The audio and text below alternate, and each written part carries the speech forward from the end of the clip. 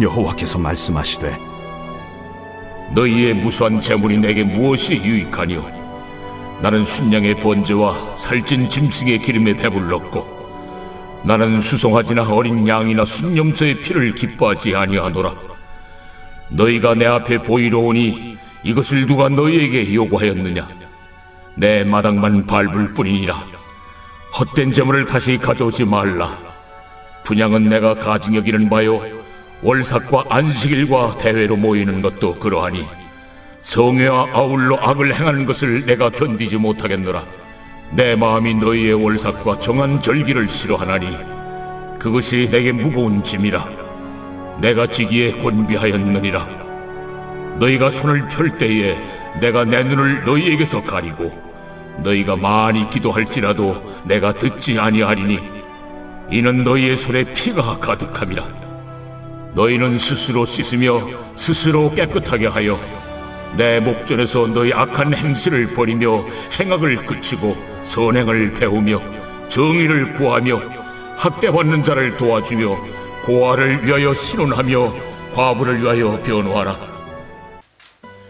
성도 여러분 안녕하세요. 여러분들 주님 안에서 언제나 승리하시기를 또 축복드리고 또 우리가 함께 이 길을 걸어감에 있어서 참 행복하고 또 귀한 우리 신앙생활을 함께 누려갈 수 있기를 간절히 소망해 봅니다.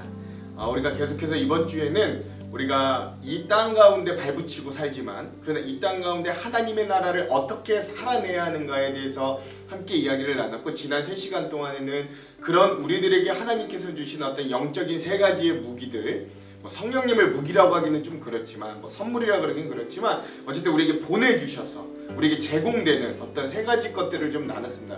첫 번째가 성령님, 두 번째가 이 말씀, 그리고 세 번째로 우리가 우리의 마음을 하나님께 아뢰 수 있는, 직접 아뢰 수 있는 기도라는 어떤 그런 제공들을 우리가 영적으로 받았다라는 것들을 우리가 함께 살펴보는 시간이었습니다. 그런데 우리는 우리의 삶 가운데서 영적인 또는 믿음적인 영역에만 살아갈 수 없습니다. 이 분명히 여러분들도 잘 알고 계실 거예요. 그리고 어쩌면 바로 우리의 세상살이의 영역이 또 있어요. 그러니까 우리가 현실이라고 이야기하는 우리 어떤 세상살이의 영역이 있습니다. 그리고 사실 엄밀히 이야기하자면 가장 많은 시간, 가장 영향을 많이 받는 것도 또 영적이거나 믿음의 시간이라기보다는 어떤 이런 세상살이의 시간이 우리에게 훨씬 더 오랜 기간 거하게 되고 훨씬 더 많은 영향을 받게 되는 것도 여러분 사실입니다. 그래서 우리가 지난 시간 동안 이 영적인 3가지 무기들에 대해서 함께 알아보았다면, 오늘부터는 세상 가운데서 우리가 가지고 살아가야 할 어떤 세상살이의 2가지 원리에 대해서 함께 좀 알아보고 또 은혜를 나눠보고자 합니다. 성경에 나타나는, 그래서 우리가 좀 먼저 살펴봐야 될 건요, 그렇다면 하나님은 이 세상을 어떤 원리로 이끌어 가시고 다스려 가시는가에 대해서 좀 살펴볼 필요가 있는 거죠. 성경에서 나타나는 하나님께서 이 세상을 다스리시는 2가지 큰 원리는, 첫 번째는 정의와 두 번째는 사랑입니다. 그러니까 첫 번째 정의, 하나는 사랑, 이런 이 두 큰 기둥을 가지고, 이 원리를 가지고 이 세상을 운영하고 이끌고 가 계신다는 거죠. 그리고 하나님께서는 전지전능하셔서 이 정의와 사랑이란 이 2가지 원리가 완벽하게 조화를 이뤄서 이 땅을 다스리고 경영하고 계심을 우리가 성경을 통해 알 수 있습니다. 그리고 이 조화로움이 가장 완벽하게 드러나는 곳이 어디냐면 여러분 바로 십자가의 사건이라고 할 수 있는 거예요. 왜냐면 십자가는 우리 인간에 대한, 우리 인간의 죄에 대한 하나님의 심판이 담겨있는 장소이기도 합니다. 그러니까 죄는 죽음으로밖에, 죄는 생명으로밖에 대가를 치를 수밖에 없거든요. 그게 심판이에요. 죄에 대한 심판인데 누구를 심판하시냐면 우리 대신에 그 죄 없는 아들을 그 심판대에 세우시고 희생하심으로 하나님의 죄에 대한 정의를 실현하십니다. 그러나 또한 그 인간을 사랑하심으로 그들을 대속하시는 놀라운 은혜와 사랑을 십자가를 통해 완성하셔요. 그러니까 정의와 사랑이라는 것이 동시에 이루어진 가장 완벽했던 사건이 바로 십자가의 사건이다 라는 것들을 여러분 기억할 필요가 있습니다. 이렇듯 정의와 사랑이 늘 같이 움직이는 것이 하나님의 다스림이 임하시는 곳의 특징입니다. 특징입니다. 따라서 우리 그리스도인들, 즉 예수 그리스도를 따라가는 신앙인들은 하나님께서 세상을 다스리시는 이 원리에 따라 우리도 세상살이를 살아내야 되는 것이 맞습니다. 여러분 창세기 1장 27절에서 28절을 보면 하나님께서 인간에게 처음으로 명령을 주시는데 이렇게 명령해요. 제가 한번 읽어볼게요.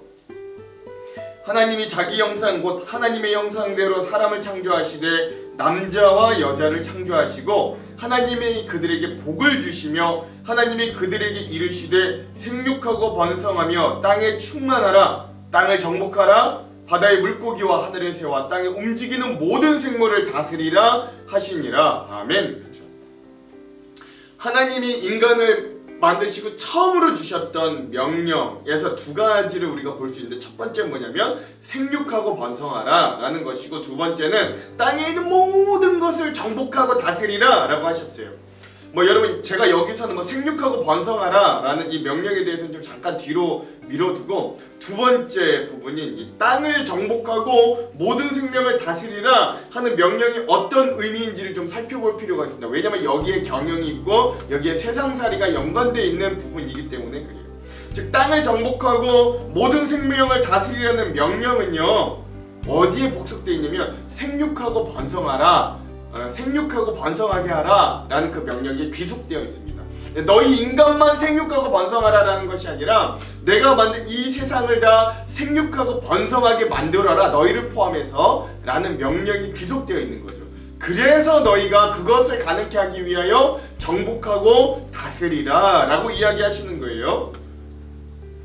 근데 여러분 이 뒤에 구절 이 땅을 정복하고 모든 생명을 다스리라 라는 명령이 옛날부터 좀 잘못 해석되어서 우리 인간이 자연을 파괴하고 동물을 학대하고 인간의 욕심을 극대화하는 대로 사용하는 것도 사실 부인할 수 없어요. 우리 기독교의 과오 중에 하나입니다. 그러나 이런 명령은 인간의 욕망과 탐욕대로 세상을 정복하고 이용하려는 하나님의 명령이 절대 아니에요. 저 어디에 귀속된다고요? 모든 생명을 생육하고 번성하게 하는데 그걸 사용하라라고 하는 거예요. 이건 오히려 하나님을 대신하여서 피조세계를 경영하라는 사명 그리고 그것도 그것이 가능케 하는 인간에게 능력을 주셨음을 의미하는 메시지로 보는 것이 오히려 더 타당합니다. 그리고 건강합니다. 그리고 이게 옳습니다. 즉 인간이 자신의 유익을 위하여 세상을 착취하고 마음대로 훼손해도 된다는 뜻이 아니라 오히려 세상의 모든 잠재력이 최선의 모습으로 나타날 수 있도록 사랑과 정의로 세상을 경영하라 라고 하는 하나님의 명령이다 라고 보는 것이 옳은 해석이다 라고 할 수 있겠습니다. 그러므로 오늘 우리도 이 세상을 살아가는데 이 세상살이 이런 하나님의 정의의 원리와 사랑의 원리를 우리의 삶 가운데 적용하며 살아갈 수 있어야 돼요. 이것은 선택이 아니라 예수 그리스도의 길대로 따라가는 우리들에게 주어진 임무이자 우리의 세상살이의 필수적인 요소다, 원리다 라고 할 수 있습니다. 이 원리와 요소를 잃어버려서 우리가 세상의 빛과 소금에서 자꾸 멀어지고 세상 사람들과 별 다를 것이 없는 삶을 자꾸 살아가게 되는 거죠. 그래서 먼저 우리는 하나님의 다스림의 원리 중에서 첫 번째 원리인 정의의 원리에 대해서 오늘은 좀 살펴보도록 하겠습니다. 내일 그럼 자연스럽게 사랑의 원리에 대해서 살펴보겠죠. 그래서 오늘은 첫 번째 정의의 원리, 정의로운 삶에 대해서 함께 좀 나눠보려고 합니다. 특별히 여러분 우리가 정의로운 삶, 하나님이 추구하시는 제1의 원리, 정의의 원리 이런 것들을 이해하기 전에 하나님께서 과연 무엇을 중요하게 여기시는가를 좀 살펴볼 필요가 있습니다. 우리가 세상살이에 대하여 본격적으로 이야기하기 전에 하나님께서 우리의 삶에 무엇을 정말로 원하시는가, 특별히 우리의 세상살이 가운데 하나님이 우리에게 원하시는 건 무엇인가를 좀 진정성 있고 진지하게 살펴볼 필요가 있습니다. 무엇을 통해서요? 이 말씀을 통해서 말입니다. 성경에 가장 처음 등장하는 예배의 장면이 어디에 있냐면 아담과 하와의 두 아들 가인과 아벨이 하나님께 제사를 드리는 것이 성경에 나오는 인류가 가장 처음으로 드렸던 예배의 장면입니다. 그리고 이 제사의 결과, 이 예배의 결과가요, 한 사람은 하나님께서 받으시는 예배가 되었고 한 사람은 하나님이 받지 않으시는 예배와 제사가 되었다라는 결과를 초래해요. 우리가 주목해야 할 건 왜 받지 못한다를 잘 주목해야 되겠죠. 그래야 우리가 그 길로 가지 않고 하나님이 받으시는 길로 갈 거니까요. 누가 받지 못한 제사를 드렸어요? 가인이 그렇게 드렸죠. 그래서 창세기 4장 5절에서 7절의 말씀이요, 이런 장면이 등장합니다. 하나님이 가인의 제사를 받지 않으시고 내가 네 제사를 왜 받지 않았다 라고 이야기하는 장면이에요. 창세기 4장 5절에서 7절 제가 한번 읽어볼게요. 가인과 그의 제물은 받지 아니하신지라 가인이 몹시 분하며 안색이 변하니 여호와께서 가인에게 이르시되 내가 분하여 함은 어찌 됨이며 안색이 변함은 어찌 됨이냐? 내가 선을 행하면 어찌 낫을 들지 못하겠느냐? 선을 행하지 아니하면 죄가 문에 엎드려 있느니라. 죄가 너를 원하나 너는 죄를 다스릴지니라. 아멘. 즉 이 말씀에 보면 하나님께서 가인의 제사를 받지 않으셨던 이유가 분명합니다. 가인이 삶에 죄가 가득했고 그 죄를 다스리지 못하였고 그 죄가 원하는 대로 사는 인생이 가인의 인생이었기 때문에 내가 너의 제사를 받을 수 없다 라고 하나님 분명히 말씀하십니다. 즉 그의 삶이 하나님 보시기에 정의롭지 못하였다를, 의롭지 못하였다는 거죠. 그래서 하나님께서 인간이 하나님께 가장 큰 할 수 있는 가장 큰 존경과 찬양의 행위인 제사마저도 하나님 받지 않으시는 거예요. 이어 가장 큰 이스라엘의 부흥과 군사적 강대국을 이루었던 솔로몬 왕의 고백도 한번 들어보기를 원해요. 잠언 21장 2절에서 3절입니다. 제가 한번 이렇게 읽어볼게요. 사람의 행위가 자기 보기에는 모두 정직하여도 여호와는 마음을 감찰하시느니라. 공의와 정의를 행하는 것은 제사 드리는 것보다 여호와께서 기쁘게 여기시느니라. 아멘. 가장 큰 부흥, 가장 큰 인생의 화려함, 가장 큰 인생의 영화를 누린 자도 뭐라고 이야기하냐면 그러나 너희가 제사를 드리는 것보다, 이 하나님의 성전을 지었던 자가 이야기하는 거예요. 이 성전에서 너희가 예배하고 제사하는 것보다 하나님이 더 기뻐하는 건 뭐래요? 공의와 정의를 행하는 걸 하나님이 더 기뻐하신다 라고 솔로몬 왕이 이야기하는 거예요. 또 하나, 남왕국 시대에 이 선지자 미가도 하나님의 뜻을 그 백성들에게 이렇게 전합니다. 특별히 이때가 어땠냐면 남왕국이 좀 잘 나가던 때였어요. 그러니까 부자들이 막 많이 생기고, 그런데 사회적으로는 부익부, 빈익빈 현상이 아주 극심해. 경제적인 부패가 굉장히 엄청난 시기였거든요. 그래서 제가 그래서 미가여서 6장 6절에서 8절도 한번 읽어볼게요. 내가 무엇을 가지고 여호와 앞에 나아가며 높으신 하나님께 경배할까? 내가 번제물로 일련된 송아지를 가지고 그 앞에 나아갈까? 여호와께서 천천의 순양이나 만만의 강물 같은 기름을 기뻐하실까? 내 허물을 위하여 내 맏아들을, 내 영혼의 죄로 말미암아 내 몸의 열매를 드릴까? 사람아, 주께서 선한 것이 무엇임을 내게 보이셨나니 여호와께서 내게 구하시는 것은 오직 정의를 행하며 인자를 사랑하며 겸손하게 내 하나님과 함께 행하는 것이 아니냐. 아멘.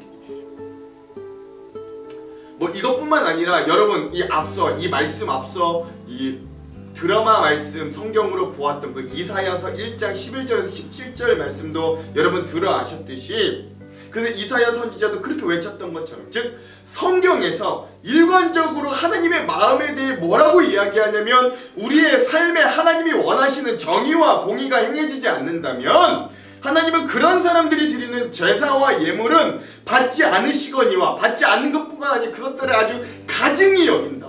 내 구토가 나올 것 같다. 뭐 이렇게까지 표현하신 하나님의 모습을 발견할 수 있다라는 거죠. 그래서 하나님께서 원하시는 건 삐까뻔쩍한 재물과 뭐 현란하게 드리는 예배가 아니라 우리의 삶에서 나타나는 정의롭고 공의로운 신앙인으로서의 태도와 자세가 하나님 훨씬 더 중요하게 여긴다. 이걸 여러분 우리가 포인트로 잡을 수 있어요. 오해하지 마십시오. 예배가 중요하지 않다라는 말이 아닙니다. 예배가 의미 없다 이런 말이 아니에요. 그러나 우리가 예배하면 예배하는 만큼 우리의 삶에서도 그런 하나님의 공의와 정의가 우리의 삶의 모습에 드러날 수 있어야 된다. 주님은 거기에도 주목하신다. 우리가 이걸 잊어서는 안 된다라는 거죠. 그러므로 사랑하는 성도 여러분, 우리의 삶에 하나님께서 기뻐하실 정의와 공의가 어떻게 작동되고 또 적용되어야 하는지를 좀 우리가 심각하게 고민할 수 있는 우리가 되어지기를 소망합니다. 제가 늘 말씀드리는데 여러분, 우리가 이 정의와 공의 너무 크게 생각하면 안 돼요. 길거리에서 누군가 함부로 버린 쓰레기를 줍는 것부터, 무단횡단 안 하는 것부터, 대형마트에서 내가 쓴 카트를 제자리에 갖다 놓는 것부터, 내가 운전할 때 교통규칙을 잘 지키는 것부터, 정지선부터 잘 지키는 것부터, 여기서부터 시작하는 거예요. 내가 누군가와 한 약속을 철저히 지키려고 애쓰는 것에서부터, 물론 우리가 인간이라 부족해서 약속을 완전히 100%다 지킬 수는 없어요. 그러나 그래도 지키려고 애쓰고 노력하는 거에서부터 시작하는 거죠. 그러니까 이런 하나님이 원하신 정의와 공의는 우리가 그동안 하지 않았던 어떤 큰 것부터 시작될 수 없는 겁니다. 그리고 그 영역을 점차 늘려가는 것이 저는 옳고 건강한 방향이라고 생각해요. 즉, 이 하나님의 정의와 공의의 영역을 어떻게 늘려가느냐?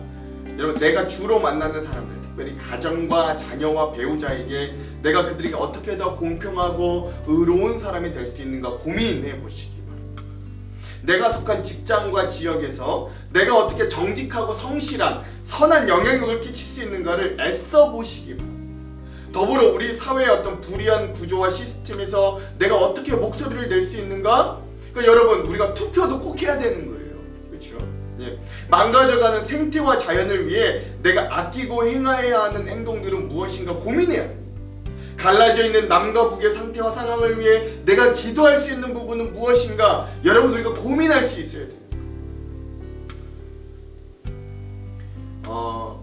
여러분, 우리 남한, 특히 대한민국에 있는 남한은 그래도 많이 선진국이 되었고 법과 질서가 많이 발전되었어요. 그래서 우리가 특별히 내가 불이하다, 우리가 그런 것들이 이제는 많이 찾아보기 어렵습니다만, 그러나 아직도 우리가 고쳐 나아가야 하고, 또 아직도 우리가 선을 행하고 의롭고 정의롭게 해야 될 수많은 일들과 그런 영역들이 얼마나 더 많이 남아 있는지 모릅니다. 특별히 여러분, 신약시대 초대교회가 자신의 어려움 속에서도 더 어려운 교회와 더 어려운 자들을 위해 구제하고 연보했던 것처럼, 우리는 하나님께서 안타까워하시고 하나님의 마음을 두시는, 하나님의 눈길이 쏠리는 작고 연약한 자들을 위한 사랑과 정의를 회복할 수 있어야 됩니다. 그러니까 예수님 뭐라고까지 하시냐면 그들에게 한 게 나한테 한 거다, 이렇게까지 말씀하시죠. 그래서 정의의 선지자 아모스는 이렇게 말합니다. 아모스 5장 24절이에요.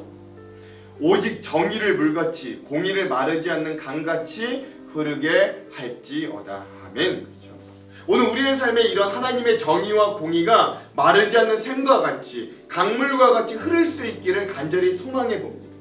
근데 우리가 이렇게 마음을 먹으면 분명 사단은 우리를 이렇게 참소할 거예요.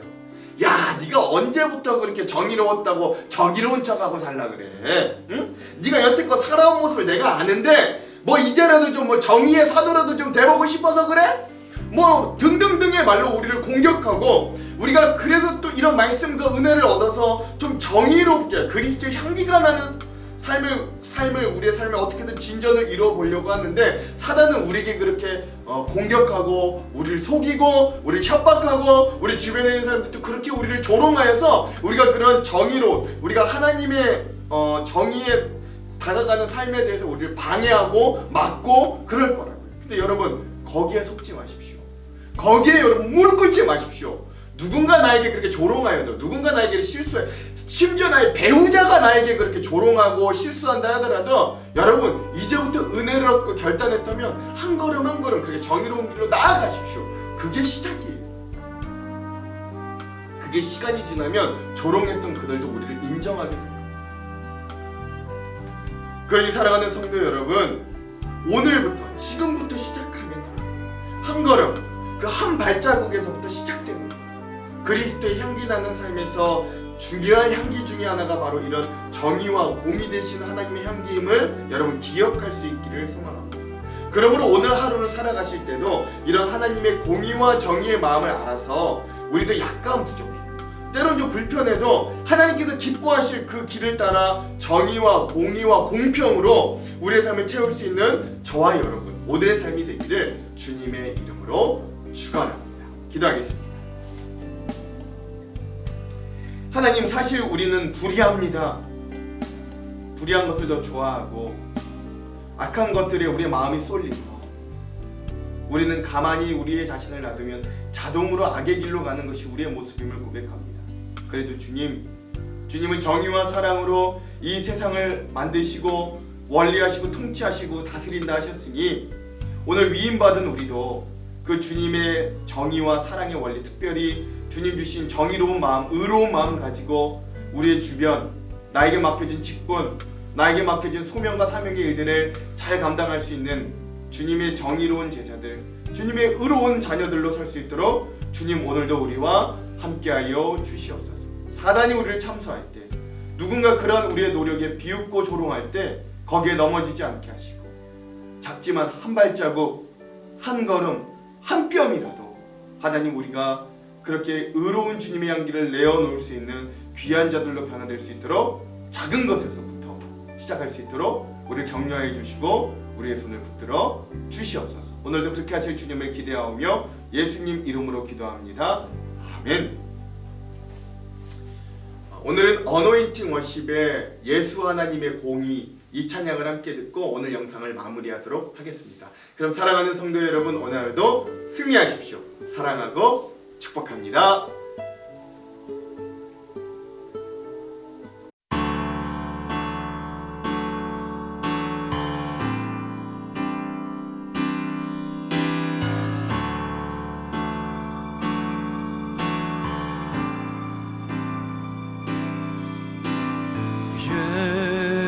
예수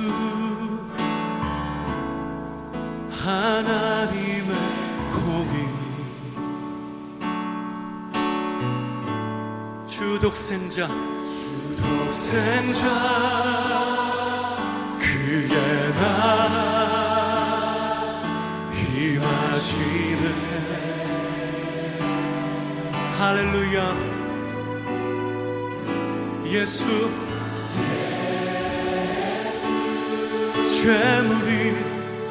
재물이 되신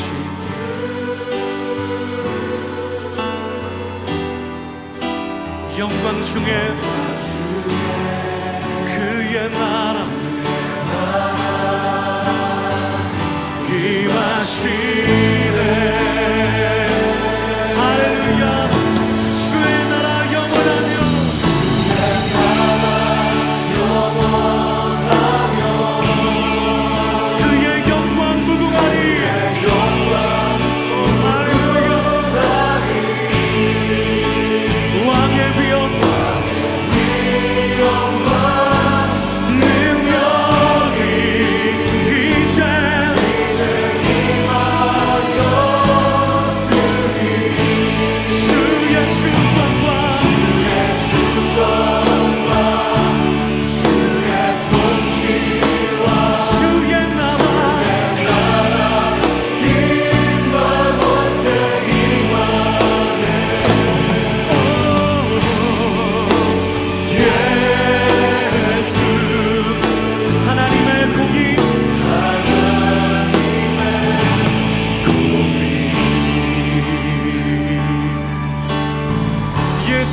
하나님의 사랑